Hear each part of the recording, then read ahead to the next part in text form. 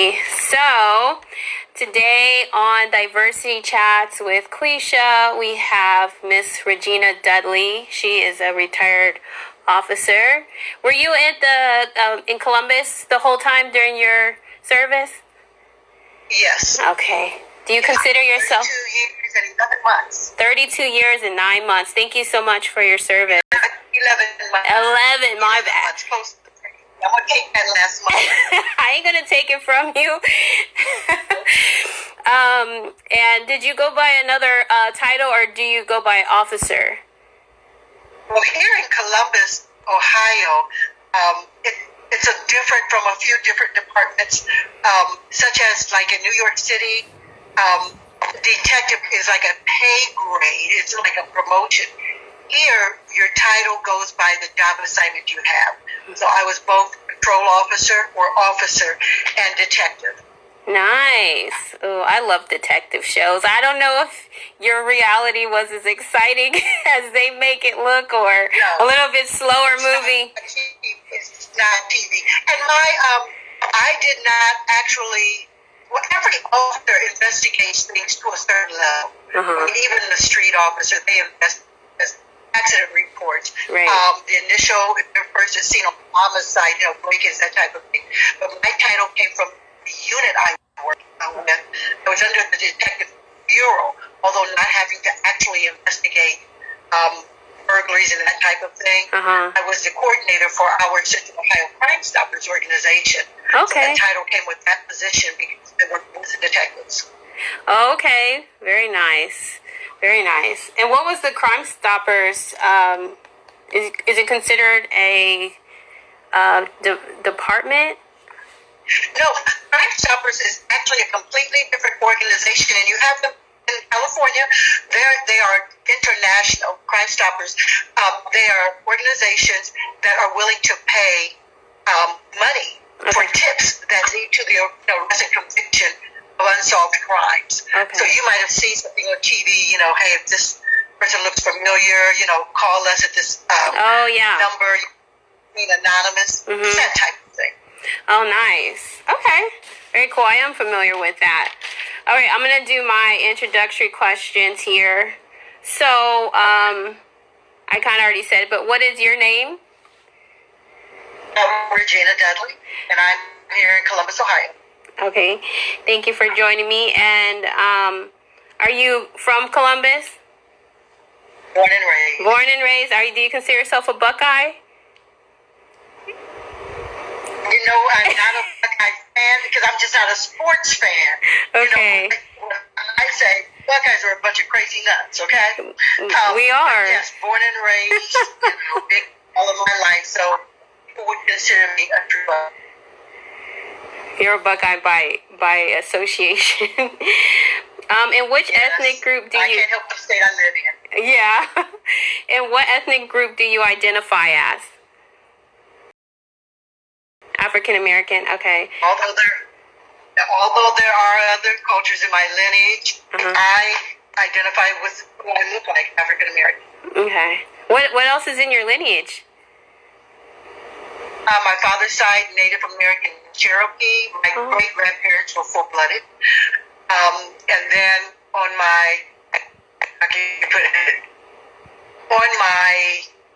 mother's side, her father, of course, was a product of slave. Her grandfather was a product of slave and slave master. So there's European blood in me too. Okay. Yeah. Well, that's interesting that you're able to trace it back, because not everybody can. So let's see here.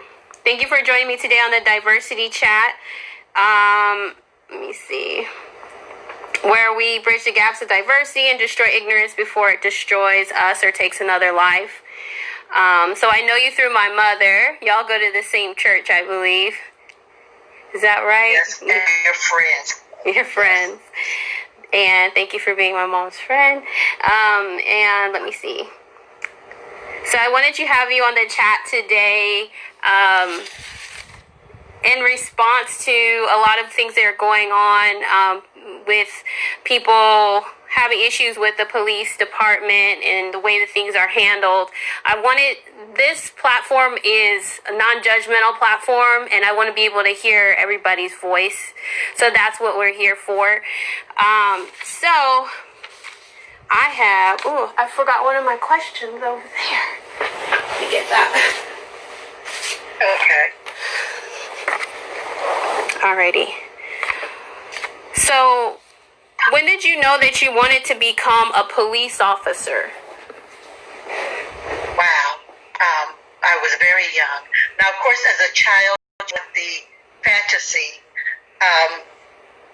employment or the fantasy careers, like I wanted at first, being a little girl, I vividly remember wanting to be a ballerina. Oh. And at that time, you know, that girl's ballerina, but I loved that type of thing. Yeah. I wanted to be an actress and a singer. Yeah.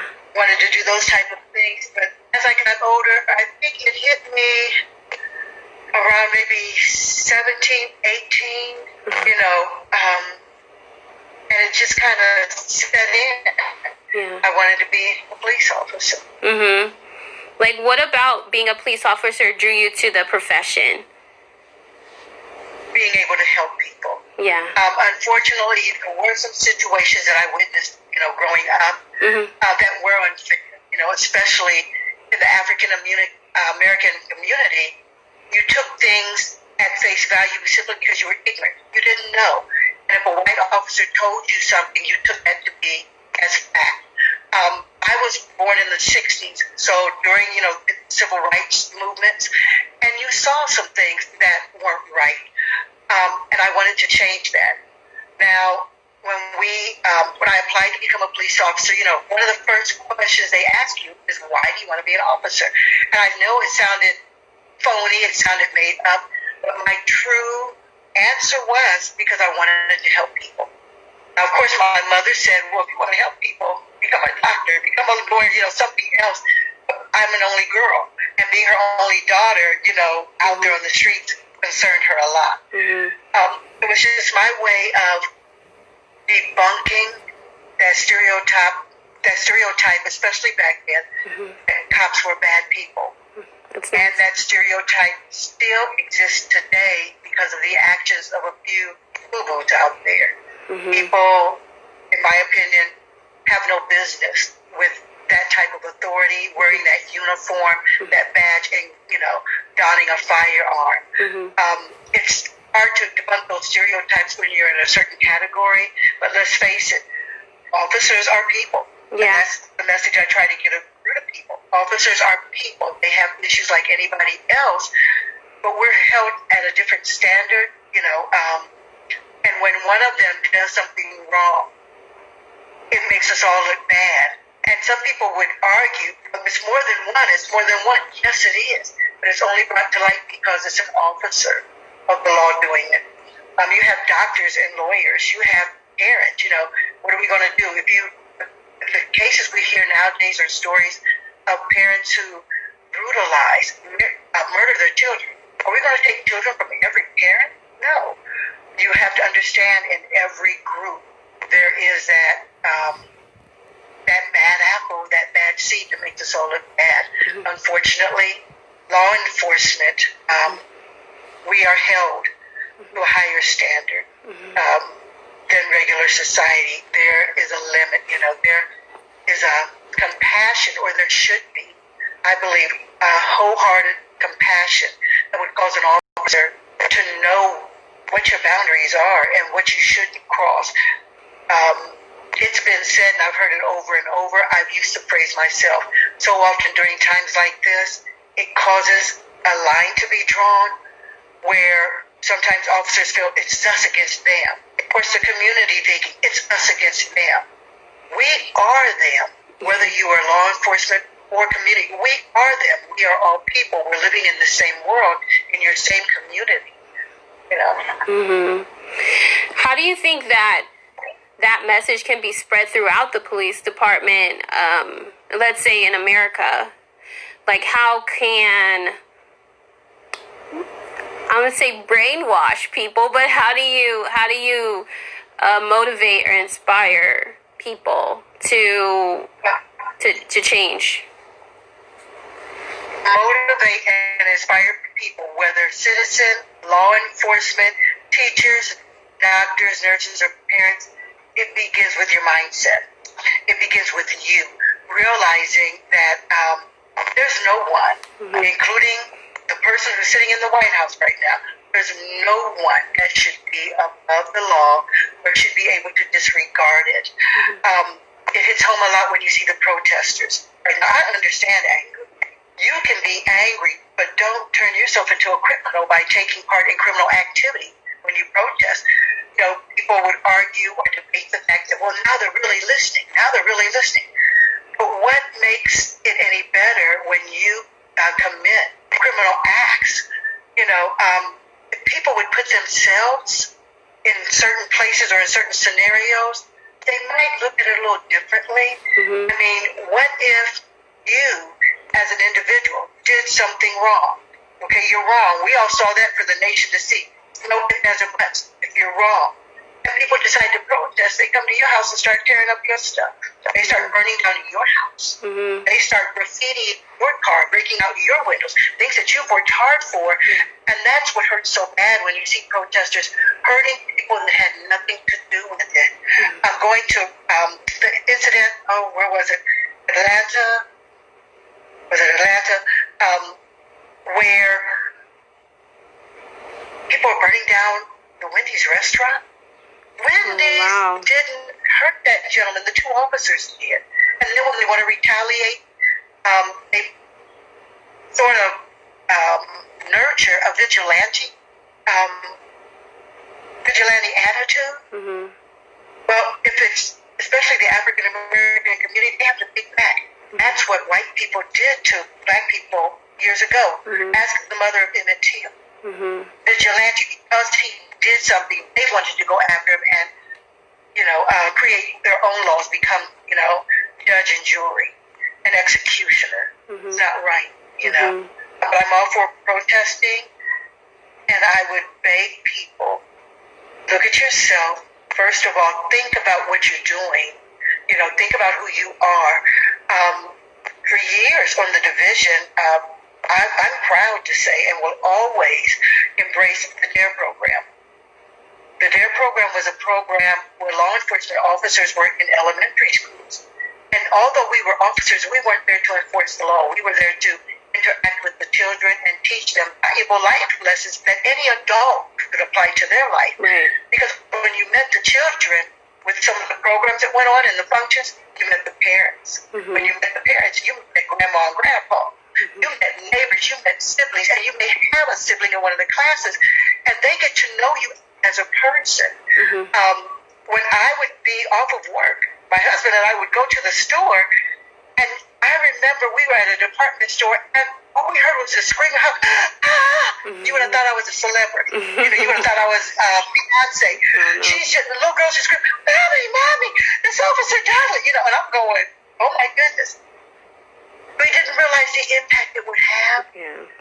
But children, if you can get them before a lot of this,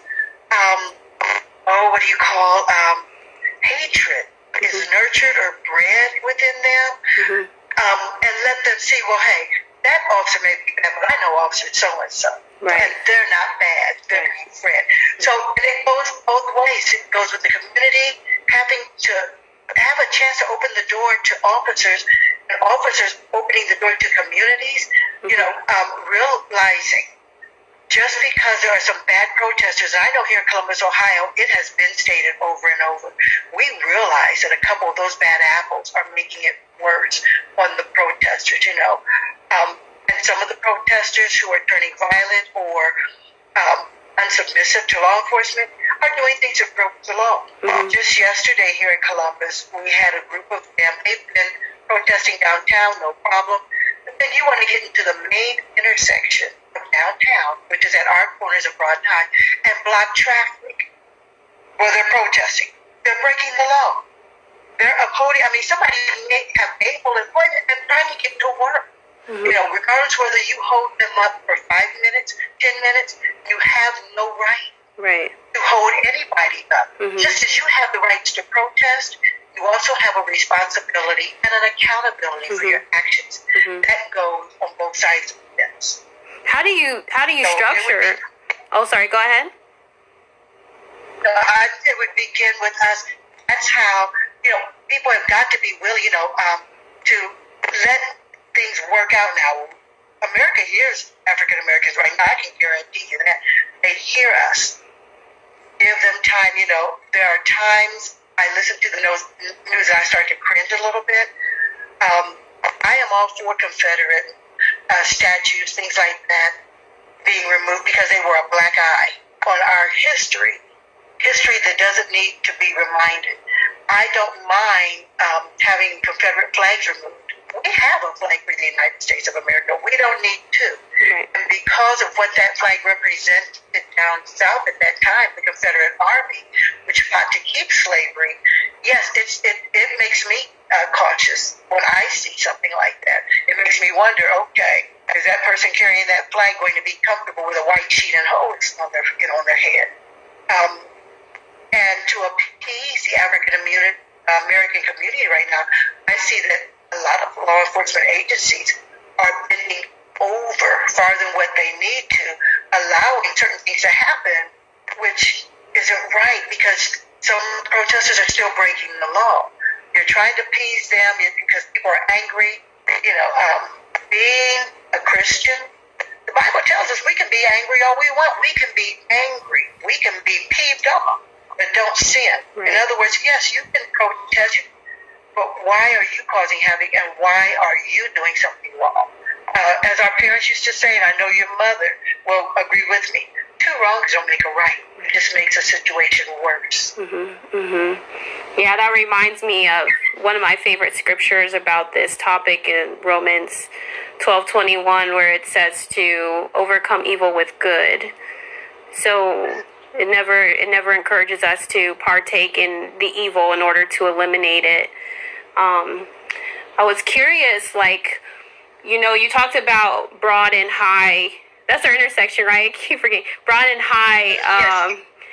And people protesting kind of in a inappropriate way. What is the appropriate way to protest? How do you avoid being arrested? Or, do you have to call ahead and say, hey, we want these streets blocked off? No. Or No.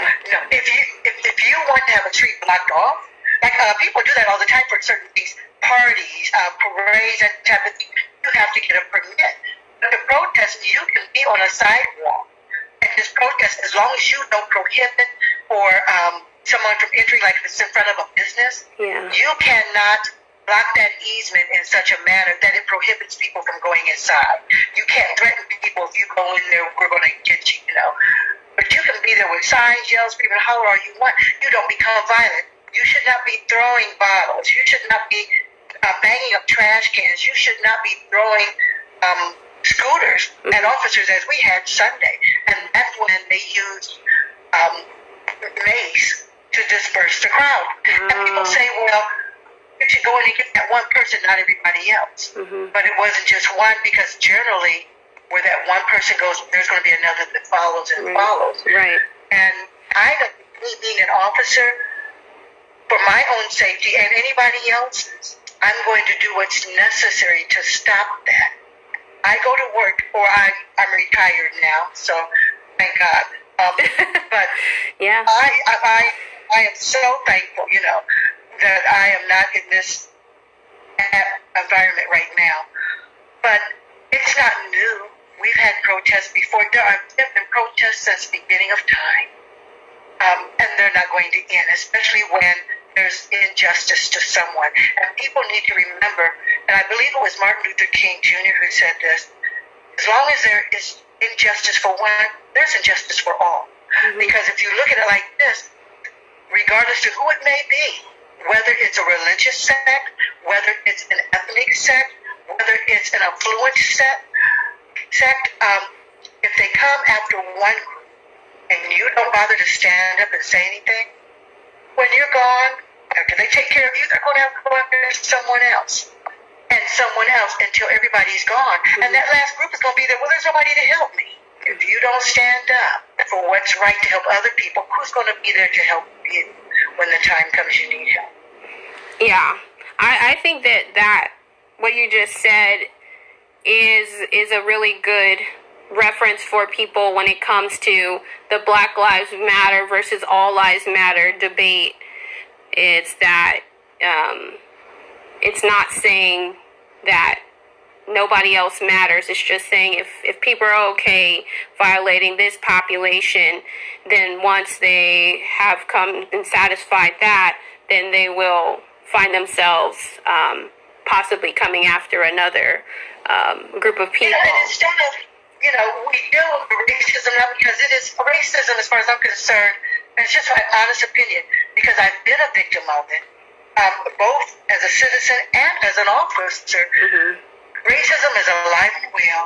Mm-hmm. Once we can get this fixed a little bit, instead of dealing with race, why don't we deal with what's right? Because what's right is right, what's wrong is wrong, regardless of who it affects.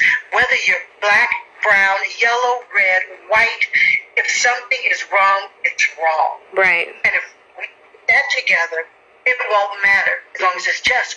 Because right now, the movement is Black Lives Matter. Mm-hmm. And a lot of things come to my mind. The United States and almost every other country in the world is now a melting pot. What did Black Lives Matter, and like you said, it should be all lives. What do you tell that child whose parents are biracial? Mommy may be black, daddy may be white. Well, which side? Okay, my daddy's life matter. How do you discern that? Yeah. It's truly a prolific saying that I've heard before. We have more in common as a connection than what we do divides us. Okay, if you don't believe me, unless you are from the planet Vulcan and bleed green blood, you peel yourself like a banana, we all look like lasagna underneath, okay? And unless you've got 3 or 4 hearts, unlike somebody else, 2 heads sprouting out or whatever, we have more in common. We are, instead of black race, white race, Asian race, Indian race, the human race. Yeah. We are all people, Mm-hmm. And please, we're saying Black Lives Matter. Yes, my heart goes out to the African Americans who have lost their lives at the hands of anybody, regardless whether it's a white officer or black on black crime.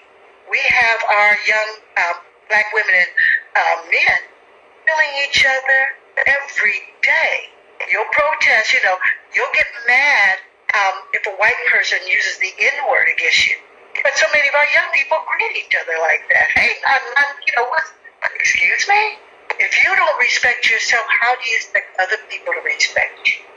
And as I said, we're right now, the movement is the Black Lives Matter. Mm-hmm. My heart goes to the poor and unfortunate indigenous people of this country, Native American Indians. They've just been pushed to the side and on reservations, excuse me, they were here first, above all, and had themselves together. They didn't need anybody coming in trying to train them. So it's culture against culture, and it's been going on from the beginning of time. Yeah. And it needs to stop. And the only way we can stop it, I tell people all the time, I was asking a question Friday in a webinar, well, what does it look like? What does just policing look like? Just policing looks like fairness to all, regardless to who they are, whether they are black, white, brown, yellow, red, whether they are affluent or under the poverty level, whether they are senior, elder, or younger. Fair is fair. That's, right. That's what just policing looks like. And they ask, how do you get there? It starts with you. Yeah. It starts with me. It starts with us. Until somebody proves you wrong about themselves, there should be a level of respect given to everyone.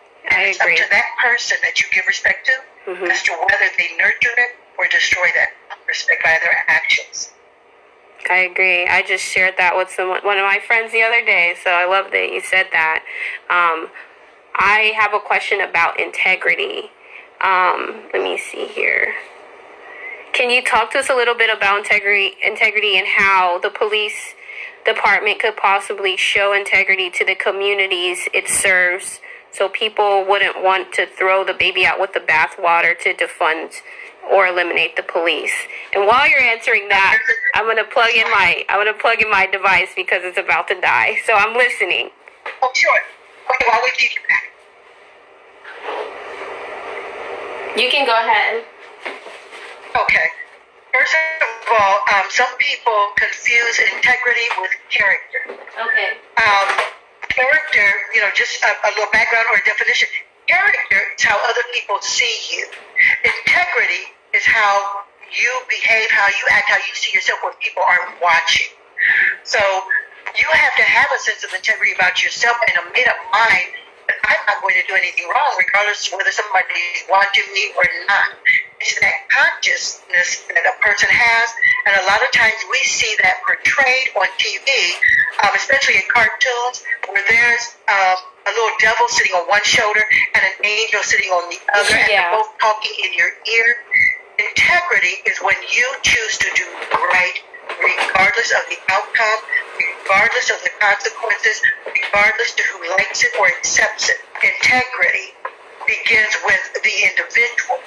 Now, you can't make anybody have integrity about themselves, but believe me, there are enough situations in life that if you don't choose to integrate on your own, those situations can cause you to have to prove that and to show the world that you have no integrity, such as the officer in Minneapolis. Mm-hmm. I don't know if you can see me, but it looks like your camera is moving. Yeah, I can see it. Is it moving? Yeah, I can see you. So integrity begins with an individual. Uh-huh. And unfortunately, we can't make anybody do anything. Right. But if they're not careful, the certain circumstances and situations in one's life, the actions that you take towards them can make you. Mm-hmm. Such as Officer Chauvin, Haven, whatever, in Minneapolis. I'm quite sure when he went to work that morning, he didn't think that this situation would come about and that he would act this way, that it would question his integrity. Mm-hmm. I like that you gave that example difference between those two words. And what are your thoughts about and insights on defunding the police? Do you think that's a good idea?